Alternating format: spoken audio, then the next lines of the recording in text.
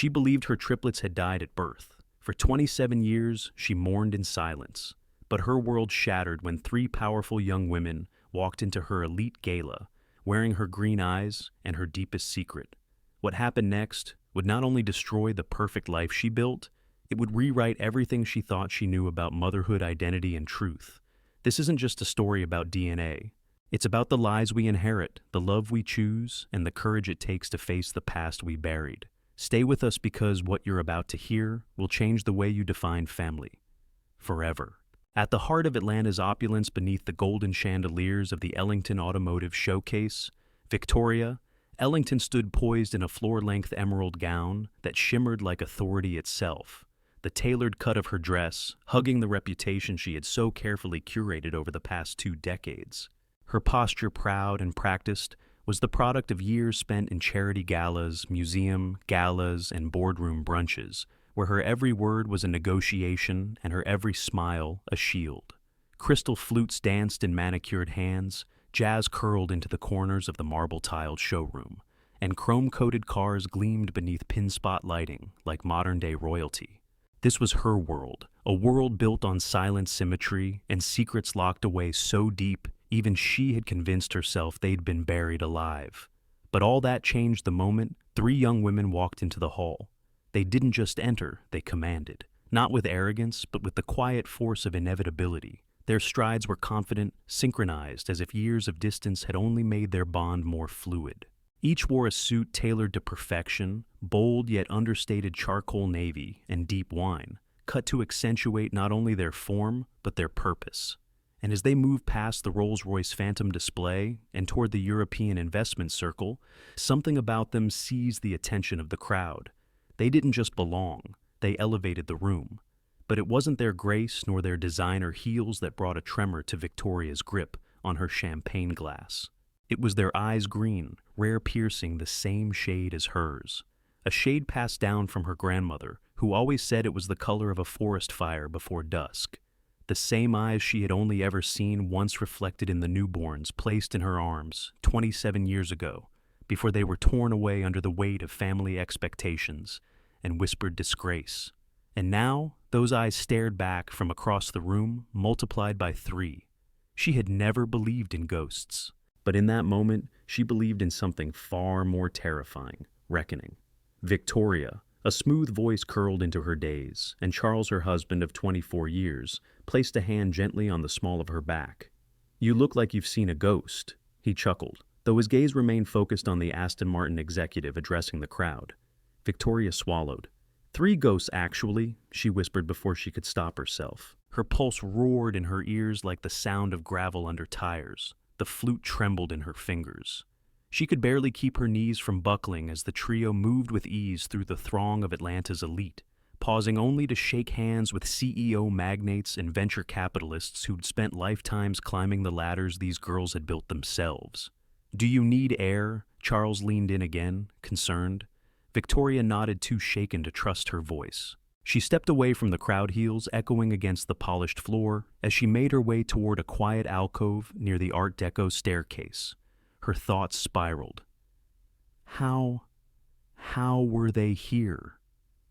She had made certain the records were sealed, that the adoptions were closed, that the names would be changed, identities erased, ties severed forever. That was the deal. That was what her parents had promised when they sent her away to Oak Haven, the secluded facility hidden in the mountains of North Georgia. Back then, she was just Victoria Blackwell, 20 years old, top of her class at Emory, and utterly in love with Malik Thompson, a brilliant black literature student whose very presence scandalized her family. Not because he was unkind or unworthy, but because he was everything her lineage would never accept. Her father, Judge Gregory Blackwell, had thundered the day she confessed the pregnancy. "You've shamed this family with that boy's bastard children." And her mother, Margaret, delicate in voice, but iron in intent, had simply taken her hand and said, "We'll make it right." That was how she ended up at Oak Haven. That was where she gave birth. That was where she signed 3 sets of adoption papers with tear-blurred eyes and a nurse whispering, "Once you sign, there's no going back." And she had signed, because she believed them when they said it was the only way she could ever have a future. that one day she would return to campus graduate and meet a man from the right family, someone like Charles. And she had. She had lived the very life they sold her in exchange for her children. She had built her empire of perfection on a foundation of silence. And now the past had not only returned, it had evolved, thrived, and risen above the life she had abandoned it to. Victoria Martin Davies wants to introduce us to the Harrison sisters, Charles said, returning to her side. They're all anyone's talking about tonight.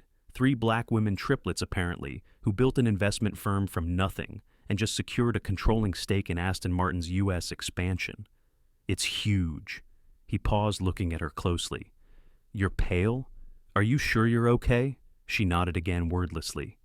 Harrison. Of course they would have a different name.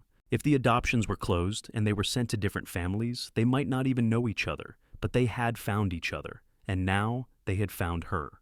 Charles, she said suddenly, grabbing his arm. Let's not. But it was too late. The crowd was parting.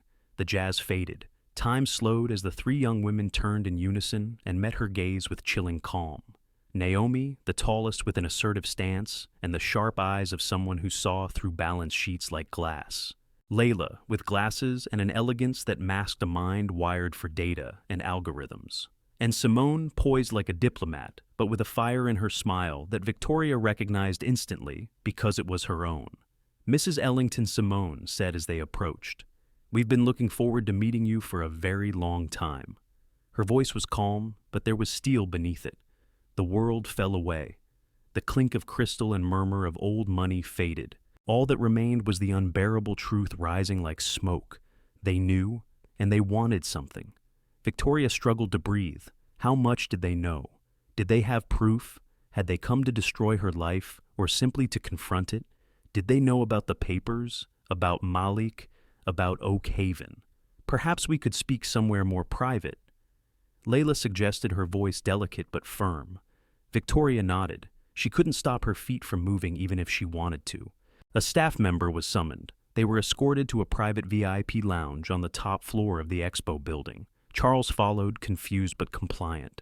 Victoria. Do you know these women? He asked as the doors closed behind them. The room was plush, dimly lit with gold accents and velvet furnishings. Yes, said Naomi, stepping forward, her 6-foot frame towering. She knew us 27 years ago. She gave birth to us. Then she signed us away. Silence detonated in the room like a bomb. Charles stared, thunderstruck. What the hell are you talking about? She never told you, Layla asked, softly adjusting her glasses. Sophomore year at Emory Victoria, whispered each word, sandpaper on her tongue. Before I met you, in all our years of marriage, Charles said, voice cracking, you never told me you had children. Victoria closed her eyes. I was told to forget it. I was told it was better that way. Simone's tone was measured, but the hurt leaked through. We grew up in different homes, different cities, different lives, but we found each other. And then we found him, Malik Thompson, our father. Victoria's hands shook. Is he gone? Layla said. Car accident, 4 years ago. A sob tore through Victoria before she could stop it. He never knew. He never knew you existed. Neither did we, Naomi said. But we're here now, and we want answers. Victoria sank onto the velvet couch, trembling. This was not how her world was supposed to unravel, but somehow, even as fear gripped her, something else surged beneath it. Relief. For the first time in 27 years, she wasn't pretending. These were her daughters. She hadn't raised them. She hadn't watched them grow. But they had come back not as children in need, but as women who had built legacies of their own. And now they were demanding the one thing she had denied them, and herself, for decades' truth. Victoria's breath was shallow as she sat stiffly on the velvet couch, eyes darting between the 3 young women, her daughters, though the word felt too fragile, too human for what stood before her. Now 3 forces of nature shaped by lives she had not touched, by decades of questions she had never answered. The weight of Charles's silence behind her was crushing, a looming shadow of betrayal that she could feel without even turning. Naomi, standing tall and still near the gilded mirror, exuded the kind of poised strength Victoria had always feared her daughters would never develop if they lived too long in the bubble of privilege. Layla, elegant in navy, had taken to perusing the room's bookshelves with fingers too composed for someone revealing the deepest fracture in a family. And Simone?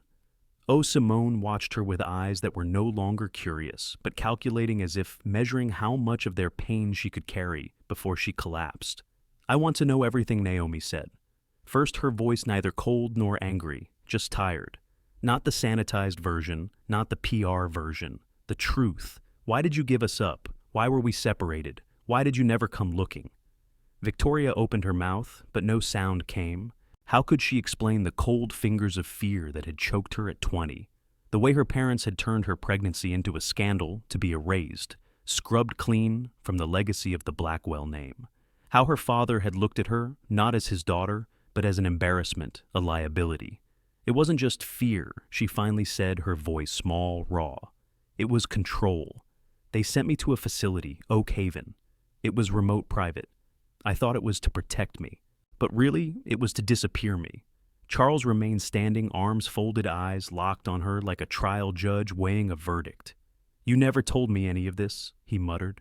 "I thought I knew everything about you. You built a life with me, raised 2 daughters, and this was under it all. I thought I had buried it," Victoria whispered, trembling, "and I convinced myself that burying it meant it couldn't hurt anyone, that it couldn't come back." Layla's voice, cool and sharp, sliced through the tension. "But it did come back. We came back. And we had to dig for every piece. Closed records, sealed documents, legal barriers. You built walls to keep us out." "I didn't," Victoria began, but Simone held up a hand. "Don't say you didn't. Maybe you didn't build them, but you never tore them down." The silence after her words was so absolute it rang. Then Layla stepped forward, lowering herself into a nearby armchair. "We found each other in college. Naomi and I were both at MIT. Someone thought I was her. The resemblance was undeniable. When we realized we were twins," Naomi added, "we had DNA testing done. That's when we found out we weren't just twins. We were triplets. And I was at Georgetown," Simone finished. "It took another year to find me. I'd always known I was adopted, but I never imagined I had sisters, that I'd been part of a set torn apart." Victoria's eyes welled. "They told me you would go to loving homes. They promised. They lied," Naomi said flatly. "Or maybe they just told you what you needed to believe. Our families weren't cruel," Layla offered more gently. "We weren't abused, but we weren't whole either. Every birthday, every holiday. It always felt like someone was missing." Simone leaned forward, now resting her elbows on her knees. "We spent our entire adult lives asking why. Why weren't we wanted? Why didn't she fight for us? Was it because we were black?" The question shattered something inside Victoria. "No," she gasped. "No, I loved your father, Malik. He was brilliant, kind. He was nothing like what they said he was. But my parents, they couldn't see past his skin. They saw him as a threat. And when I told them I was pregnant, they took everything from me. They told me they'd disown me, cut off my education, my future. They made me believe that giving you up was an act of love, that you'd be better off without me." "And you believed them?" Naomi asked. "I was 20, alone. I had no money, no voice. Victoria faltered, then looked up. "But I should have found the courage. I should have found you." Charles stepped forward at last, his expression unreadable. "Why didn't you ever tell me? In 24 years of marriage, I would have supported you. I would have understood." Victoria turned to him, tears cascading. "I didn't know how. I was ashamed. Not one of them, never one of them, but of myself, of what I'd allowed to happen." Naomi crossed her arms. "We didn't come here to ruin your life. If that had been our goal, we would have gone public years ago." "Then why now?" Charles asked, voice tense. "Why tonight in public at a deal-closing event? Was it to humiliate her?" "No," Layla answered, calm and deliberate. "It was to see who she was, to see whether she would run again or stay and face us." Simone added, "We're about to co-host a charity gala for adoptees, for family reunification. We want her there, publicly." Charles's eyes widened. "You want her to acknowledge you? In front of Atlanta's elite, not the full story," Naomi said. "Not unless she's ready, but enough. Enough to honor us as her daughters. Enough to reclaim what we lost." Victoria stood, hands clasped tightly. "If I say no, Then the deal falls through, Naomi replied without hesitation. And while we won't drag your name through the mud, we won't protect your secret either. We're not interested in revenge, but we're done being invisible. Simone placed a sleek business card on the table. You have until tomorrow. Think carefully, and remember, Atlanta notices green eyes. With that, they left three shadows reborn into the light, leaving Victoria breathless, Charles speechless, and the entire illusion of her life in trembling disarray. The ride home from the expo was a symphony of silence broken only by the occasional sound of Charles's fingers drumming against the leather steering wheel. His jaw clenched so tightly Victoria thought it might shatter like the lies between them. She stared out the window at the glittering Atlanta skyline, lights blinking like a cruel reminder of the life she had curated, a life that had just cracked open beneath her like a frozen lake under too much weight. She couldn't bring herself to speak, not with the taste of fear still coating her tongue, not with the echo of Simone's words. Atlanta notices green eyes still reverberating in her skull like a warning bell. In her handbag, the crisp white business card sat like a burning coal. Naomi Harrison, Layla Harrison, Simone Harrison. Names that had no place in her Rolodex, but every place in her heart. And what broke her most was how little she knew of them beyond those names. What were their childhoods like? Who held them when they were sick? Who whispered dreams into their ears at night when she wasn't there? That absence had always been a bruise she never touched, a phantom limb she trained herself to ignore. But now, the wound was bleeding again. When they reached the Ellington estate, an immaculate Buckhead mansion with a circular driveway and a chandelier visible through the arched window above the grand staircase, Charles didn't wait for the valet. He pulled into the garage himself, cut the engine, and sat for a long moment in the dark, the only light coming from the soft interior glow of the dashboard. Then he turned to her eyes, hollow. 27 years, Victoria. I've shared your bed, your burdens, your ambitions. We built an empire together. But this was a life you kept separate, secret. His voice wasn't angry, not yet. It was disbelieving, betrayed. She looked down at her hands. I convinced myself it was in the past, that it wouldn't matter anymore. It does matter. He snapped, slamming his hand against the steering wheel. The sound ricocheted off the glass. They're your children, our daughters Yvonne and Jean. They have sisters. And you thought that could stay buried. She winced. Please, Charles. I didn't know how to tell you. I thought the pain would fade, that it would never come back. You didn't think at all, he muttered, opening the door. You ran. You've been running for nearly 3 decades. They entered the house in silence, their footsteps echoing too loudly across marble floors that had once felt like a sanctuary and now felt cold and hollow. The portraits on the walls, wedding photos, family vacations, holiday cards seemed to mock her snapshots of a reality too carefully constructed to survive a tremor like this. Charles poured himself a bourbon in the study, then poured her one too. His hand trembled slightly as he handed it to her, the crystal glass clinking against her manicured fingers. Start from the beginning, he said, sitting across from her in the leather armchair. No more half-truths, no more omissions. Tell me everything. So she did. She told him about Malik, how they met in an American literature class, how he challenged her thinking, how he quoted Baldwin, and made her feel seen in a way no one in her debutante world ever had. She told him about the night she confessed to her parents about the explosion of Judge Blackwell's fury, the clinical efficiency with which her mother arranged her retreat, and the suffocating loneliness of Oak Haven, where she was told she was being protected, but instead was being erased. She spoke of the contractions, the sterile birthing room, the nurse who briefly let her hold the first baby before whisking her away. She told him how they were perfect 3 tiny girls with deep brown skin and wide, wondering eyes, and how she had only gotten to see them once before the paperwork was placed before her trembling hands. They said it was best for everyone, she whispered. They said I could start over. Charles stared at her, unreadable. And so you did. I tried, she said, and I never looked back. Until now, he murmured. Until now, she echoed.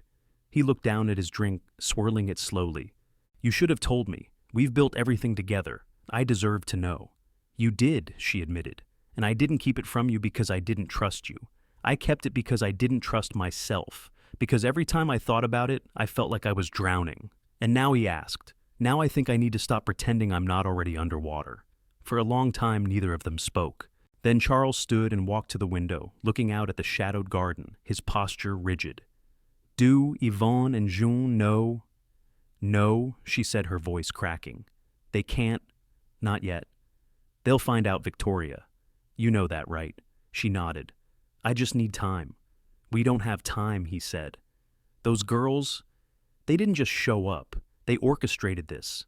That deal, the gala, the timeline. It's not just a family matter anymore. It's business. It's political. It's public. She stood, her spine finally straightening. Then, maybe it's time to stop hiding. He turned to her slowly. Are you going to do it? Co-host that gala?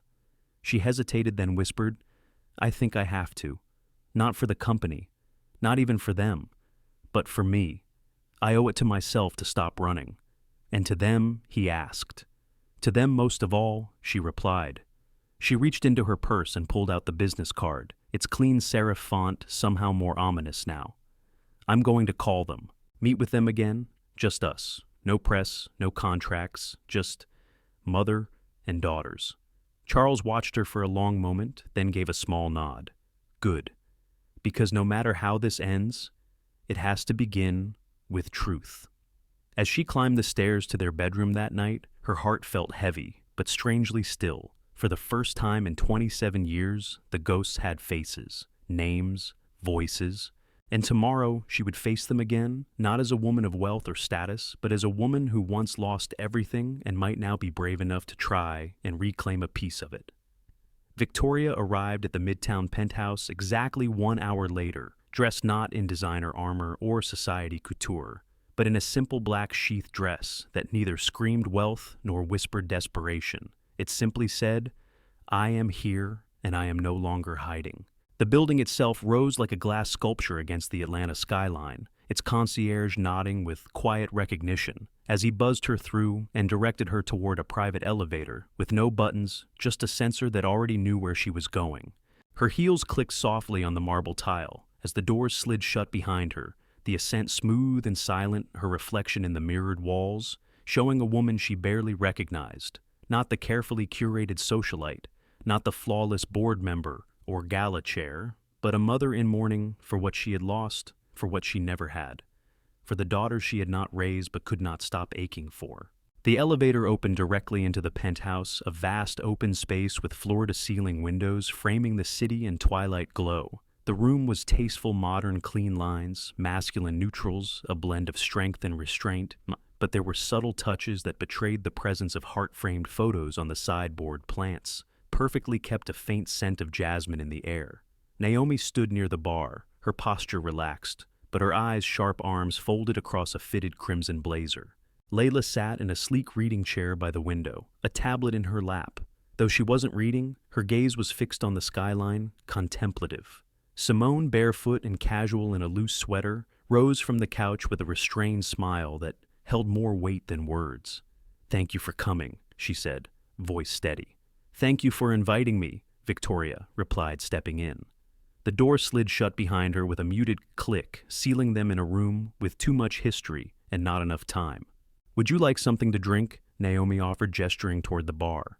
No, thank you, Victoria said gently. I want a clear head for this. They sat, Victoria on the edge of the couch, Naomi beside her, Layla joining from the window, Simone curled into the armchair across. The space between them felt both infinite and paper-thin.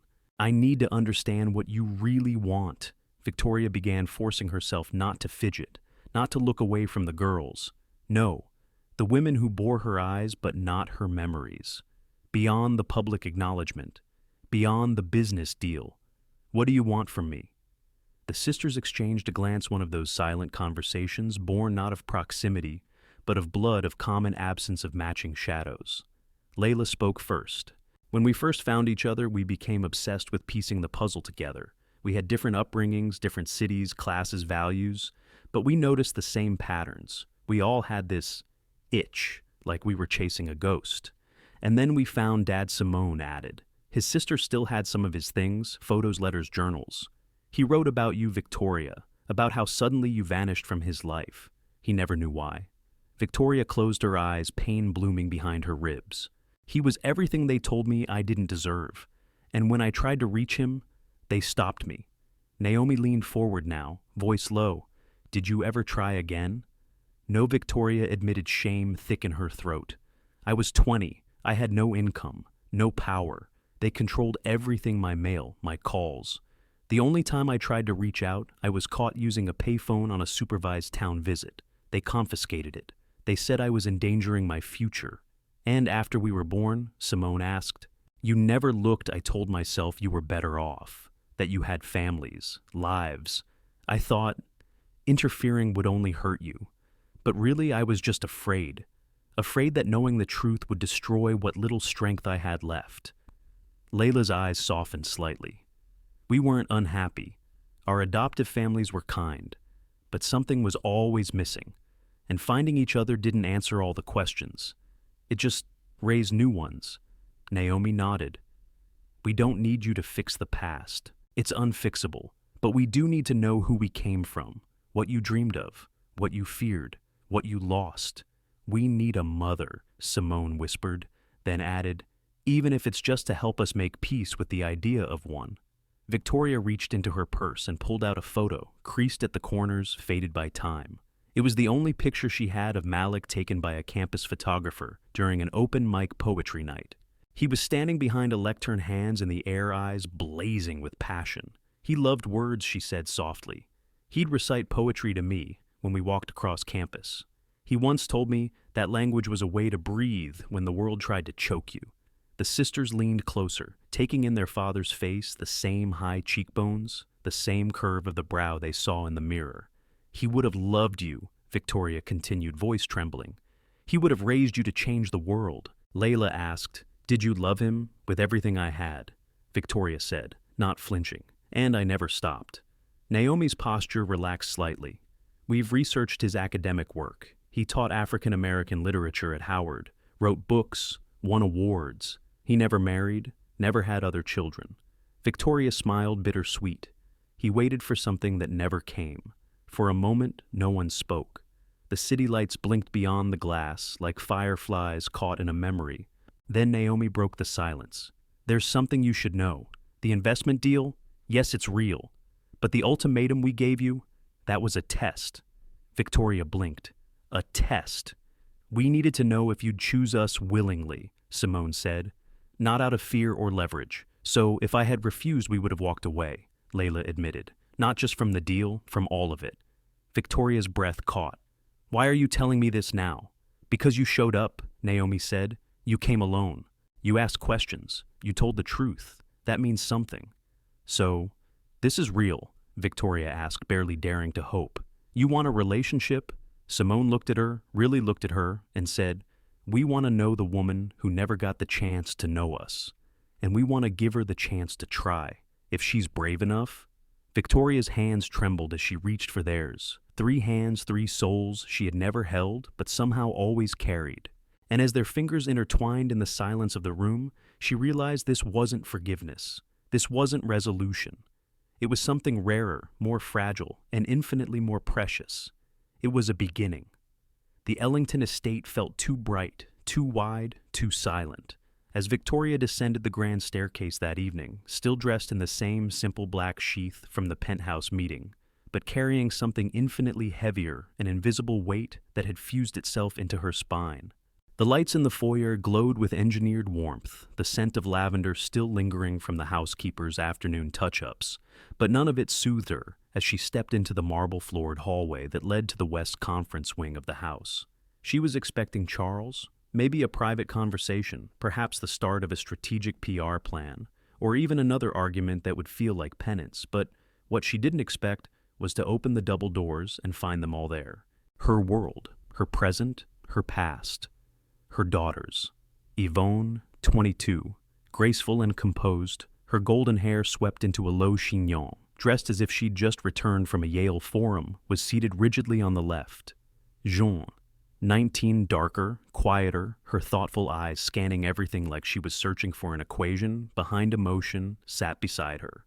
Charles stood by the head of the table, arms crossed, face pale and unreadable, and across from them, Naomi, Layla, Simone, each calm, collected and silent, but unmistakably present. The tension in the room was thick as oil. "What is this?" Victoria asked, her voice barely above a whisper. "I thought we agreed. I called them." Charles interrupted coldly. "After you left the penthouse. If this is happening, it's happening now. On my terms. No more delays, no more secrets." Victoria's gaze darted to Yvonne and Jean, their faces painted with confusion and slow-rising dread. Mom Jean's voice cracked. "What's going on?" Victoria's throat closed. She wanted to scream, to run, to disappear back into silence. But she couldn't. Not anymore. She moved to the center of the long, mahogany table, standing directly between the two halves of her life, two worlds that had collided in a way no strategy, no etiquette, no apology could contain. "These are your sisters," she said quietly, meeting the stunned eyes of her daughters. "Your half-sisters. My first daughters. I gave birth to them when I was 20, before I met your father." Yvonne's face went slack, her composure cracking like fine china under strain. "What I didn't know," Jean whispered, "you had children before us." Victoria nodded slowly, her voice breaking as she said it. "I gave them up. I was forced to. I never told anyone, not even your father. I thought it was over, that it would stay buried, but nothing stays buried forever." Silence. Then Jean turned to the triplets. "You've known this whole time," Layla nodded gently. "Only for the last 3 years. It took almost a decade to find each other, and then find her." "Why now?" Yvonne asked sharply, her tone layered with disbelief and something like betrayal. "Why did you wait until now to tell us, to tell Dad?" "Because I was afraid," Victoria said, her voice raw. "Afraid of what it would do to you, to us. I thought if I kept it locked away, I could control it. But I was wrong." "You lied," Yvonne said, standing now. "For our entire lives. You lied to Dad, to us. And you expect us to just what adjust? I don't expect anything," Victoria replied. "Except maybe a chance. To be honest." Finally, Charles remained silent, his face unreadable, but his hand gripped the edge of the table so tightly the veins stood out against his skin. "We're not here to replace anyone," Naomi said calmly, addressing John and Yvonne with respectful clarity. "We just want to exist, to be acknowledged. You're our sisters," Simone added, her voice softer. "Whether any of us like it or not." The word sisters hung in the air, heavy, foreign, and yet strangely fitting. Jean, ever the quiet thinker, looked between them all. "What does that even mean now?" "It means you get to decide," Layla said. "But we're here. That's not going to change." Yvonne crossed her arms, lips pressed tightly together, still processing. "This is a PR nightmare," she muttered. "For Mom, for the family, for the company. This is not about PR," Victoria snapped louder than she meant to. "This is about truth." The room fell quiet again. After a beat, Jean looked at her mother, her eyes softening. "So, what now?" "There's a gala," Victoria said. "They asked me to co-host, for adoptee rights, family reunification." She looked around the room. "I said yes." Yvonne stared at her, stunned. "You're going public with this?" "I already have," Victoria replied. "There's no turning back." Charles finally spoke. "We need to prepare, media strategy, legal boundaries." But his voice lacked conviction. He wasn't thinking like a CEO anymore. He was thinking like a man whose marriage had become a mirror of things unspoken. As everyone stood to leave, gathering confusion and silence like coats, Victoria reached for John and Yvonne. "You don't have to forgive me, but I hope one day you'll understand why I stayed silent for so long." John's eyes glistened. Yvonne didn't speak, and as they left the room, Naomi turned back briefly, her voice low. "You did the hard thing tonight. Don't waste it." Victoria stood alone then, in the center of the room where her truth had finally found air. It wasn't peace, not yet, but it was the beginning of something more honest than anything she had ever built. And from here forward, she would no longer live divided. The next morning unfolded with deceptive calm sunlight, pooling softly over the marble floors of the Ellington estate, as if nothing seismic had fractured the foundation of Victoria's life just hours earlier. But beneath the surface, the silence was taut, brimming with conversations, yet to be had, truths not yet processed. She had barely slept, turning over in her mind the weight of every gaze, every word from the night before. When her phone rang mid-morning, Spencer's name glowing on the screen, she expected a continuation of the private unraveling they had begun the night before, but instead, his voice was clipped urgent. "You need to come to the hospital. Memorial. Now." "What, why? What happened?" she asked, her heart stammering. "Your doctor called me," he said. "Dr. Lillian Page. She said she's been trying to reach you. Something about your routine blood work, and she needs to speak with us in person." She said it was urgent. Fear tightened around her ribs. She remembered the fatigue, the dizziness she'd dismissed for weeks chalked up to stress, to age, to emotion. She hadn't imagined this. Within an hour, she was in a private consultation room at Memorial Hospital, surrounded not only by Charles, but also by Naomi, Layla, and Simone, who had insisted on coming the moment Spencer contacted them. The tension in the room was thick, palpable. Dr. Page entered alongside another physician, a tall man with steel-gray hair and a no-nonsense expression. "Mrs. Ellington," he began, "I'm Dr. Anthony, head of hematology here at Memorial. Your recent blood panels raised some concerns, and we've run additional tests." Victoria's heart thundered. "Is it cancer?" "No," he said gently. "But you do have a rare genetic blood disorder, Eisenmenger-Klein syndrome.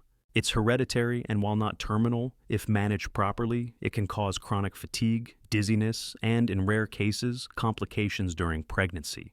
The word pregnancy hit the air like a sharp chord. The girls exchanged glances, puzzled but silent. "Is it serious?" Charles asked, his tone still half wrapped in suspicion. "Manageable," the doctor replied. "But given the hereditary nature and the fact that you mentioned having triplets, we strongly recommend testing your daughters."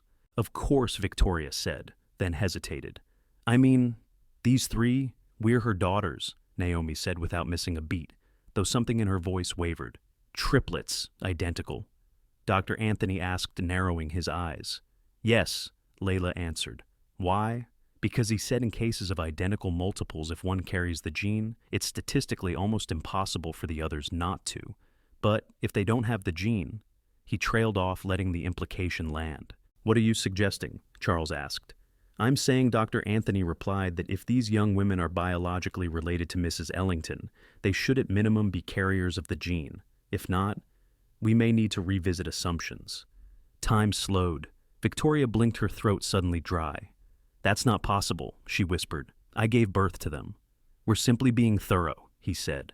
"We'll draw their blood now and expedite the results." The next 2 hours blurred into a haze of paperwork silence and shallow breathing. The girls were calm on the surface, but Victoria could see at each of them retreating behind practiced strength, shielding themselves from something too terrible to articulate. When Dr. Anthony returned, his face was unreadable. "Preliminary results are in," he said. "All three of these women show no signs of Eisenmenger-Klein syndrome, no markers, no dormant alleles. And more conclusively, we cross-referenced with your DNA, Mrs. Ellington." He paused, letting the sentence breathe. "There is no biological relationship." Victoria stared at him as if he had just spoken another language. "What are you talking about?" "I'm saying you are not their biological mother." The room didn't react at first, like a breath held too long. Then Simone stood abruptly, her chair scraping loudly. "That's not possible. We matched our DNA with our father, Malik Thompson. And those results were correct," Dr. Anthony said. "You're genetically related to Mr. Thompson, but not to Mrs. Ellington."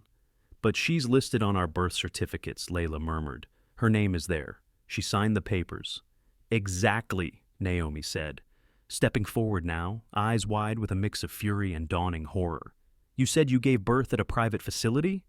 "Oak Haven." Victoria nodded, shell-shocked. "Yes. I hemorrhaged during delivery. I nearly died." "We found a record," Naomi said, her voice barely above a whisper.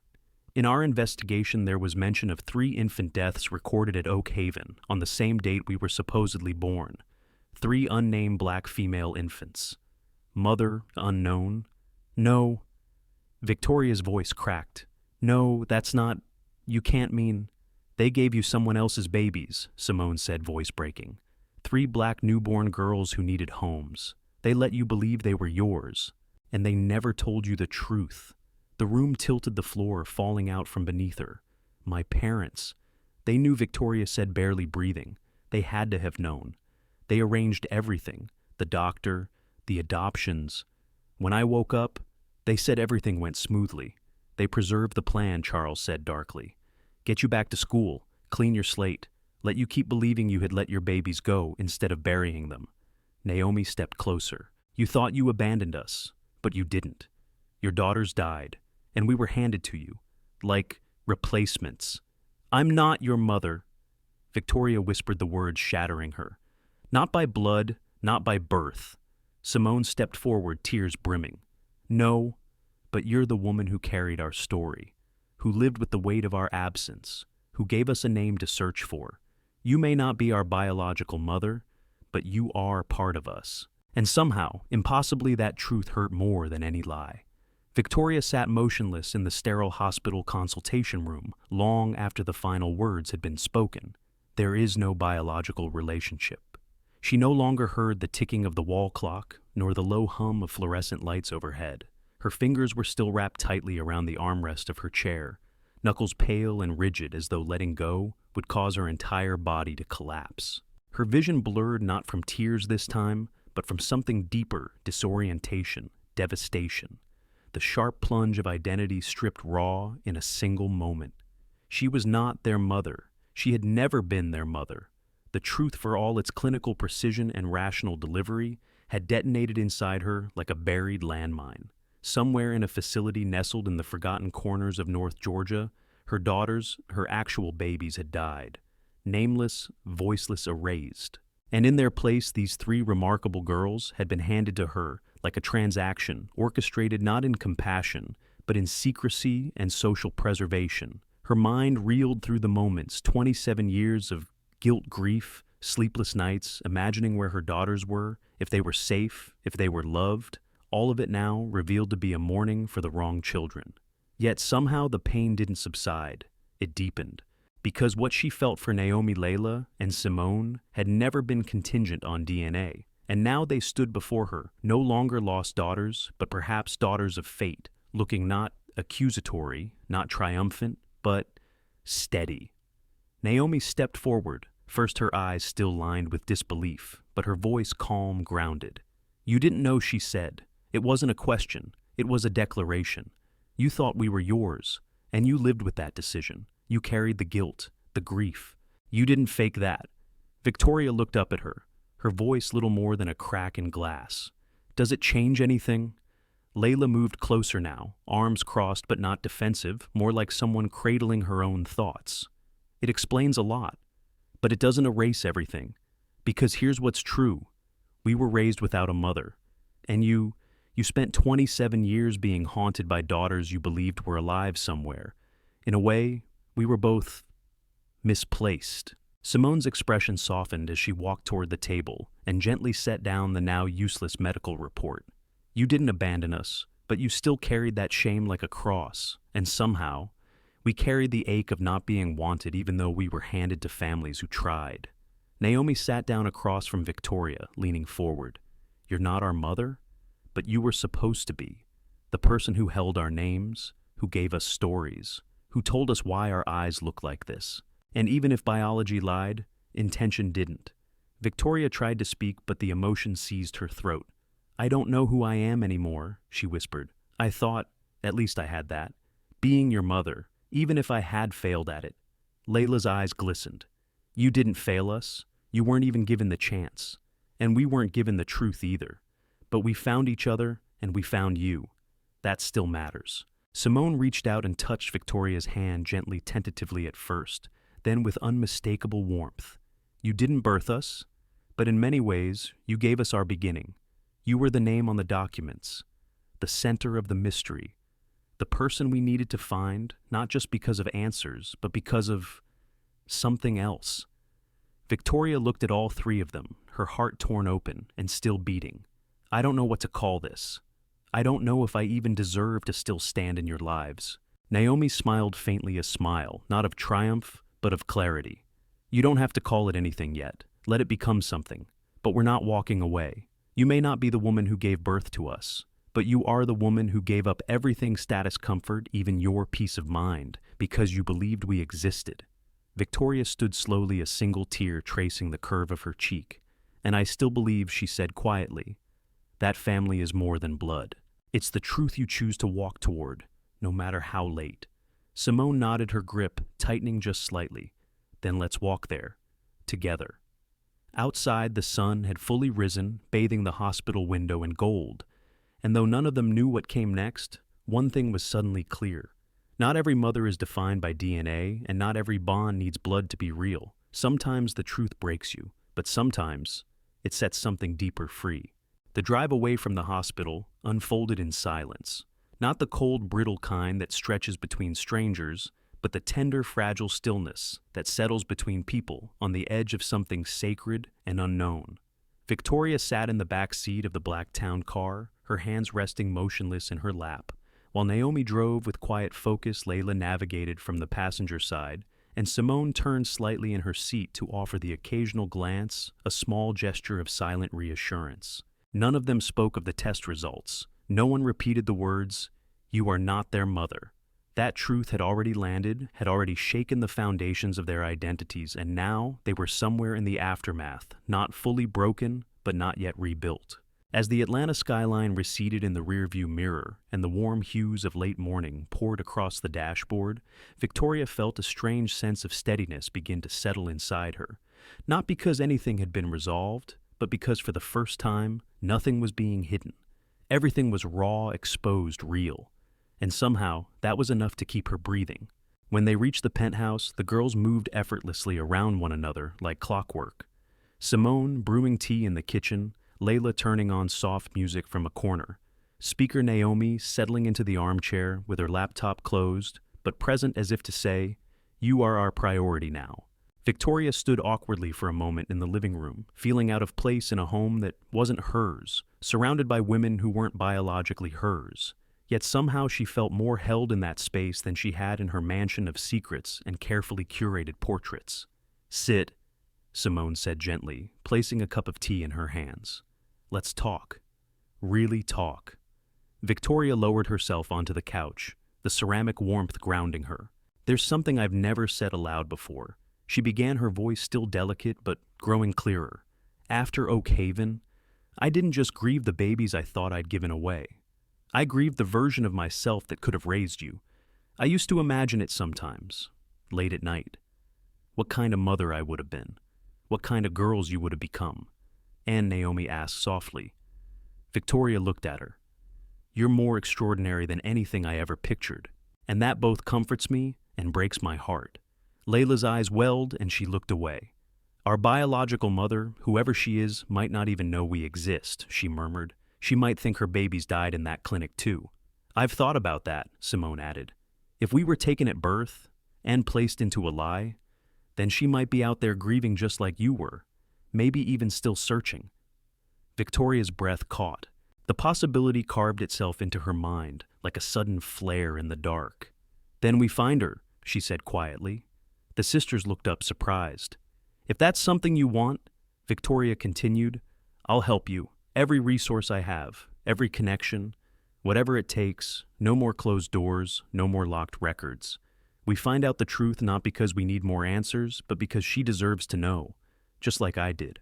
Simone's lips parted in astonishment, then slowly curved into something like a smile. "You'd really do that? Help us find our biological mother?" "Yes," Victoria nodded. "Because I know what it feels like to have your entire identity decided by people who didn't ask you. And if I can undo even a fraction of that damage, I will." Naomi leaned back, exhaling slowly. "You keep surprising us. Maybe because I'm finally becoming someone real." Victoria said, eyes shimmering. "Not the woman who sits on museum boards or hosts silent auctions. Just a woman trying to make things right." For a moment, no one spoke. Then Layla reached for her phone. "I still have the file from the investigator we hired years ago. The one who found Malik. He said there were discrepancies in the birth logs at Oak Haven, records missing, others falsified. If we reopen that line of inquiry, we might be able to trace the origin of the deception. And the names of the women who gave birth there that day," Naomi added, already opening her laptop. "If we can cross-reference hospital records, state adoption files, and social security applications." Simone stood and headed for the study. "I'm calling the legal consultant we used when we sued to unseal the first records. We may need a court order to access the facility's archived documents." Victoria watched them mobilize not as a passive observer, but as someone being invited in. This wasn't her redemption. It wasn't her second chance at motherhood, but it was a beginning, and it was real. She stood and joined Naomi at the dining table, glancing at the screen. "Tell me what to search for. I'll help." And in that moment, among scattered documents, rapid keystrokes, and the clatter of determination, a new kind of family began to form.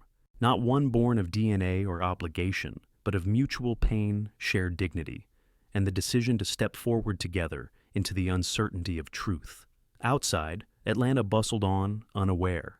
But in the penthouse above, it all four women, one mother, in loss, three daughters in search, sat side by side, not bound by blood, but by choice. And sometimes Victoria thought choice is more powerful than inheritance. It was sometime after midnight when the first clue emerged, not from dusty records or official channels, but from a handwritten note buried deep in a scanned file that Layla had unearthed from a defunct Oak Haven archive, a scanned intake form with a name that hadn't been completely redacted like the others. Celeste Monroe, age 19, occupation, listed as student arrival date, April 3rd, 1997, the exact day the girls were born. The coincidence was too precise to ignore. Naomi was the first to catch it, her finger tapping the screen repeatedly as if trying to anchor the name in reality. "This could be her," she whispered, barely containing her breath. "Or someone who was there. Same age range, same day. And no child ever registered under her name." Simone leaned over, her brows furrowed. No discharge summary either, no record of where she went. Just a name, and then nothing. Victoria stared at the screen, the name Celeste Monroe, echoing like a bell from a distant church she'd once wandered into and forgotten. "I don't know her," she said, "but that doesn't mean she isn't the one. If the babies were switched, Celeste could be the one they came from." The room fell silent again, not from shock this time, but from something deeper, hope laced with dread. Because if Celeste was the biological mother, it meant her story had also been stolen, rewritten, buried beneath shame and deception. "What if she doesn't want to be found?" Layla asked cautiously. "What if reopening this causes more harm than good?" Victoria looked at her not with the certainty of authority, but with the rawness of someone who had lost too much to hesitate. "Then we ask permission, not forgiveness. But we still look, because truth has already cost too many people their peace." They spent the rest of the night tracing fragments of Celeste's name through university archives, outdated alumni directories, and public records. By dawn, they had a new thread, an address from 2005 linked to a P.O. box in Savannah, and a phone number long disconnected. But it was something. It was more than they had before. As sunlight spilled across the penthouse windows, Victoria stood with her tea in hand, watching the sisters, her daughters in spirit, if not by blood, huddled over computers and notepads like detectives driven not by vengeance, but by longing. And as she watched, she saw something she hadn't seen in herself for years, purpose not born of reputation or society, but of love. "I want to be clear about something," she said softly, drawing their attention. "This journey finding her, finding out where you really came from, it doesn't undo us, not for me. I may not be your mother in any biological sense, but I choose to be one now, if you'll let me." Simone looked up first, her eyes glassy. "You were never required to stay in this. You could have walked away after that hospital visit." "I did walk away once," Victoria replied, "and it haunted me for decades. I won't do it again."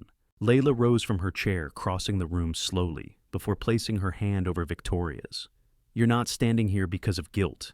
You're here because you care, and that's more than we ever asked for." Naomi nodded quietly. "We didn't grow up with you, but maybe we can grow forward with you." That was the moment something shifted, not just in words, but in the space between them. The emotional tether that had been tentative, bruised by shock, and tangled in uncertainty now stretched not from history, but from shared resolve, and it held. For the first time since the girls had entered her life, Victoria felt not like an intruder or a fraud, but like someone who had earned her place at the table. As morning turned into afternoon, Simone received a call back from the legal contact she had reached out to the night before. "They've found something else," she said, eyes widening. "Celeste Monroe filed a civil request in 2001 sealed, but the docket says, 'Petition to reopen birth records due to suspected misconduct at Oak Haven.'" Victoria's pulse quickened. She knew. She suspected Naomi corrected, but maybe she was dismissed, silenced like so many others. "Not this time," Victoria said firmly.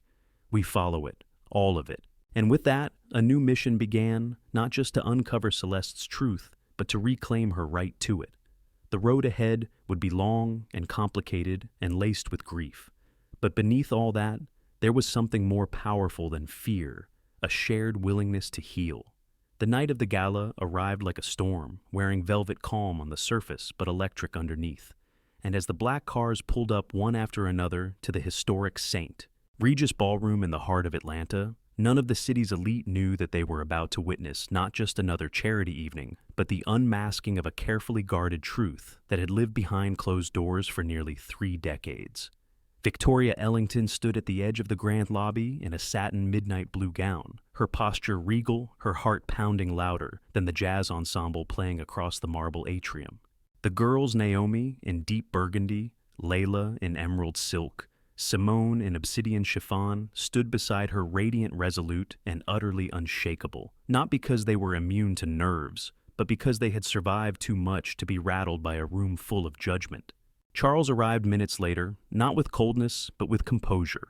His tuxedo crisp, his eyes scanning the entrance with the precision of a man who had built his legacy on detail. But this time, he wasn't here for business strategy or PR optics. Yvonne and Jean entered shortly after, their gowns elegant, their expressions unreadable, but their presence undeniable. They had chosen to come, despite the media buzz, despite the unanswered questions hanging between them and their mother like a chandelier with missing crystals. The ballroom shimmered with gold light and hushed wealth, the walls adorned with banners for the event The Future Reunited, gala for adoptee rights and family restoration. But tonight those words were no longer abstract. They were personal. When the spotlight shifted to the main stage and Victoria's name was announced as co-host, the room quieted like a breath being held. She stepped forward slowly, the weight of every step echoing the journey it had taken to get here. Not just the months of unraveling secrets, but the years of pretending those secrets didn't exist. She looked out into the crowd, faces lit by soft chandeliers, and then turned slightly toward the girls behind her. Tonight she began, voice calm but resonant.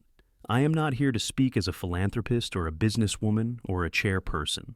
I am here as someone who made a mistake that began with silence, that was nourished by fear, and that festered in the dark for far too long." A few guests shifted in their seats, others leaned in. Many of you know me as Victoria Ellington, wife, mother, board member. But what most of you do not know is that before any of that, at the age of 20, I gave birth to triplets, and I never raised them. I was made to believe that surrendering them would protect my future, my family, my standing. I signed papers, I followed orders, and I built a life as if it had never happened. But it did, and so did they. She turned fully then, gesturing behind her. "Naomi, Layla, Simone. They are not my shame. They are not my mistake. They are my daughters by fate, by heartbreak, by the quiet threads that tether people across time. And tonight, I stand beside them, not because I have earned it, but because they chose to let me." Gasps rippled through the room, quickly followed by murmurs, camera flashes, and a flicker of applause. Hesitant at first, then building slowly as the weight of what had just been said sank in. Naomi stepped forward next, clear and poised. "We're not here to make headlines. We're here because for far too long, stories like ours were edited out of public view, reduced to statistics or sealed files. We're here to reclaim those stories. This gala isn't just about charity," Layla added. "It's about truth, about pushing for policies that allow adoptees to access their origins, their medical histories, their identities." Simone's voice was the last, and it was steady as stone.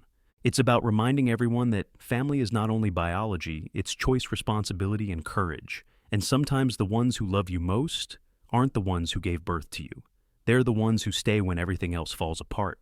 The applause this time was thunderous, rising in waves. Charles stood near the edge of the stage, his hands folded, a single tear escaping his stoic mask. Yvonne and Jean, once cold now, cautiously moved, stood and joined the stage, not in full understanding, but in full acknowledgement. They stood beside their half-sisters for the first time, not as rivals for legacy, but as unexpected extensions of it. And in that moment, under the gaze of hundreds, under the weight of decades unspoken, a family formed not from origin, but from reckoning, and chose to walk into the light together. The The morning after the gala, the world did what it always does. When scandal meets sincerity, it exploded. Headlines flashed across every screen and front page. Ellington matriarch reveals secret daughters at charity gala. 3 brilliant sisters. 1 shocking past. Truth on the marble stage, Victoria Ellington's public confession stuns Atlanta elite. Social media swelled with every angle of the now viral video. Victoria's poised revelation, the steady voices of Naomi, Layla, and Simone, and the stunning image of Yvonne and Jean stepping onto the stage, completing the formation of an unexpected sisterhood beneath the chandeliers. There were critics, of course, those who sneered at the timing, who questioned motives, who accused it of being orchestrated for PR, but their noise was faint compared to the overwhelming swell of empathy, awe, and curiosity. News anchors described the moment as raw and historic in adoption reform. Advocates hailed it as a watershed breakthrough for adoptee rights visibility. But in the penthouse that next morning, none of that mattered. What mattered was the envelope Layla slid across the breakfast table, its paper creased its seal broken hours earlier by a courier from Savannah. It was from the law office that had represented Celeste Monroe 2 decades ago. They found her. Layla said softly, her voice thick with anticipation. She's alive. She never left Georgia. She lives in a small town near Macon. Works as a librarian. She's married now. No other children. Victoria froze mid-sip her cup, trembling. Does she know? They reached out with extreme care, Naomi answered. Explained that 3 women believed she might be their biological mother. She asked for time, but she agreed to meet, tomorrow. For a long moment, no one said anything. Simone stared at the sunlight pouring through the window, her face unreadable. And if she doesn't want a relationship, she said finally, if all she can give us is a name and a closed door, then we take what truth we can. Victoria said gently, and we leave her in peace, but you deserve to look her in the eye. You deserve to ask. The next day unfolded like walking across thin ice every hour long, and silent every moment, building towards something that could crack everything beneath it. When they pulled up to the modest brick house surrounded by oak trees and honeysuckle fences, the girls were dressed in soft neutrals, deliberately unassuming. Celeste stood in the doorway when they arrived. She was younger than Victoria, expected only in her mid-40s, with tired eyes and tightly coiled hair, pulled back in a librarian's knot. She wore no makeup, only a thin gold wedding band and a plain white blouse. You look just like him, she said before anyone could speak. Malik. That one word broke something invisible. The girls froze. You knew him? Simone asked, her voice barely holding. Not well, Celeste replied. We were both at Oak Haven, different wings, but I saw him once when the counselors let visitors in. He was asking questions. No one gave him answers. He never knew, Naomi whispered. Celeste nodded, her voice breaking. They told me my babies didn't survive. I delivered alone. I was 17. I cried myself into unconsciousness. When I woke up, they handed me a form and told me there was no need for a funeral, that the state would handle everything. And I believed them. Layla stepped closer. We were those babies, Celeste. They lied to you. Tears spilled freely down the woman's cheeks. I knew something was wrong. I filed a petition years later, but no one would help me. I tried to let go. I even lit candles on their birthdays. She looked at them now, eyes wide and wet. But here you are, alive. And you found me. Victoria stood behind them, all her heart breaking quietly as she watched these women, each scarred by the same system, the same silence reaching toward one another across a canyon of lies. I'm not your mother, she said to Celeste, voice trembling, but I was the one who believed I was, and I will never stop helping them uncover the truth. Celeste stepped forward and placed her hands on Simone's shoulders, then Layla's, then Naomi's. If you want me to be a name on a page, I understand. But if you'll let me, I would love to know you. No one spoke. Instead, Naomi leaned in slowly and wrapped her arms around the woman who should have kissed her goodnight 27 years ago. Then Layla, then Simone. And beneath the swaying branches of oak trees and the sound of wind over old wood history, identity, and love, torn apart by greed and fear, began stitching themselves back together. And Victoria, standing a few feet away, closed her eyes and let herself weep, not from loss, but from the indescribable miracle of witnessing three daughters finally stepping into the arms that had ached for them since the day they were born. That evening, back in the quiet of the penthouse after the long drive from Celeste's home, the world felt quieter, like the hush that comes after a thunderstorm has passed and left behind a sky washed clean. Not because the storm didn't cause damage, but because there's something sacred in what remains. No one said much at first. Naomi curled up in the corner of the couch, her eyes still red, but no longer haunted. Layla sat on the carpet by the window, staring at the city lights below, not in search of answers anymore, but simply to feel grounded. Simone was in the kitchen absently stirring a mug of tea that had gone cold, and Victoria sat at the dining table, hands folded neatly trying to process what no language could yet contain. Celeste had not asked to replace her. She hadn't claimed them. She hadn't demanded anything. She had simply opened her arms, trembled and asked, "If you'll let me." And they had. Not because they were seeking a replacement, but because the longing to belong had been too deep too long and too silent. But what surprised Victoria the most was not the grief. It was the strange unspoken sense of peace that had settled between them all. Not final, not total, but real. And maybe that was enough. "You were quiet the whole drive," Naomi finally said, looking at Victoria. "You okay?" Victoria nodded slowly. "I'm okay," she said truthfully. "Just learning how to breathe again."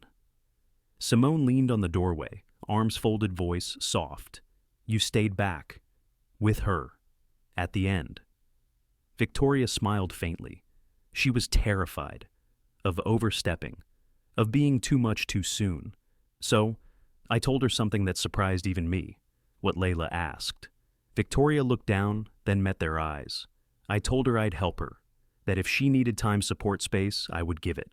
Because I realized something today, you girls don't belong to either of us. You're not trophies. You're not tragedies. You're your own women. And any mother, real or imagined, only gets to stay if you let her. The silence that followed was heavy, then warm. Naomi crossed the room and wrapped her arms around Victoria's shoulders, burying her face briefly against her neck. Layla joined arms tangling, then Simone. And for a moment, it wasn't about DNA or past mistakes or bloodlines. It was about this three daughters, two mothers, and a love that had survived every lie built to keep it apart. That night they lit candles not in mourning, but in honor. One for the truth, one for the future, and one for the three baby girls who were born into chaos, but who had at last found the fullness of their names, their history, and their home. 6 weeks later, beneath a golden autumn sky dusted with drifting leaves, three women stood beside two others in a quiet garden just outside the city, where the sunlight filtered through old oak trees and caught in the folds of fabric and the corners of eyes holding back tears. It wasn't a memorial. It wasn't a funeral. It was something gentler, something no one had a name for, but everyone present understood: a gathering to acknowledge the lost honor, the found, and celebrate the living. At the center of the circle stood a small stone monument, simple, unmarked, save for one line, etched in soft cursive. They were never forgotten. Celeste had chosen the words. Victoria had chosen the place. Naomi, Layla, and Simone had chosen to be there not for closure, but for connection, to finally give the babies who never lived a voice, even if just whispered through wind and tears. There was no priest, no ceremony. Just 5 women, 3 daughters, 2 mothers, and a silence that said more than speeches ever could. After a long moment, Simone stepped forward and placed 3 white lilies at the base of the stone. "We didn't know your names," she said softly, "but we know you mattered. You were loved, and now you are not alone." Layla lit a candle, shielding it from the breeze. "This is for everything that was taken from you, and everything we're choosing to build because of you." Naomi knelt, her hand resting on the grass. "You didn't get to live, but we carry your story, and we will make it mean something." Celeste reached forward, then her voice cracking, a mother, mourning and rediscovering at once. "You were mine, you were taken, and I forgive the world because your sisters came back to me, in a different way, in a different time, but they came." Victoria stood beside her, then slowly stepped forward with trembling hands, placing a folded letter she'd written days ago, sealed, silent, and sacred. "I never knew you," she whispered, tears escaping freely now, "but I grieved you every day. And the girls who came into my life because of you, they saved me." The wind stirred as if in approval, and for a moment, time didn't feel linear. It felt full circular, like something long, broken, finally breathing as one, again. That evening back at the penthouse, laughter returned awkward at first, then open, then overflowing. They cooked together. Celeste made sweet cornbread. Simone burned the garlic. Naomi teased Layla over her obsession with folding napkins perfectly. Victoria, barefoot and apron-clad, made her famous lemon pasta, something only Yvonne and Jean had ever tasted before. And when those two girls walked in unexpectedly holding a bottle of wine and a pie they didn't bake but picked up just to crash the party, no one said anything. They didn't have to. Jean hugged Simone first. Yvonne handed Naomi a plate. It wasn't dramatic. It wasn't perfect. But it was family. And in a world where perfection had built walls, this small chaos felt like truth. Later that night, when the table was cleared and the dishes left intentionally unwashed, the 5 women sat on the balcony under stars. "Do you think it's over?" Layla asked. "This chapter?" Simone shrugged. Maybe. But life's not made of neat endings." "No," Victoria said quietly. "But sometimes it gives you a second beginning." Celeste looked at her eyes reflecting city lights. "You still carry guilt." Victoria nodded. "But now I carry something else too. Grace." Naomi leaned her head on Simone's shoulder. "Then maybe that's the real inheritance," she said. "Not money, not blood, just love that refuses to give up." And as the wind moved gently through the skyline, 5 women different in history, bonded by choice, sat quietly. Their lives forever changed not by one truth, but by many. And this time, no one was running, no one was hiding. They had found each other, they had found themselves. And they were home. In the end, they didn't need matching DNA to be a family. Just 5 women, 3 daughters, 2 mothers, connected not by blood, but by truth, by healing, and by the choice to love, despite everything. Sometimes the most powerful families are not the ones we're born into, but the ones we find after the lies fall away. If this story moved, you share your thoughts in the comments. Have you ever discovered a truth that changed everything? Let's talk about it below. And if you believe more people need to hear stories like this, stories of resilience, reunion, and redemption, don't forget to like, subscribe, and join us next time on FlowStory.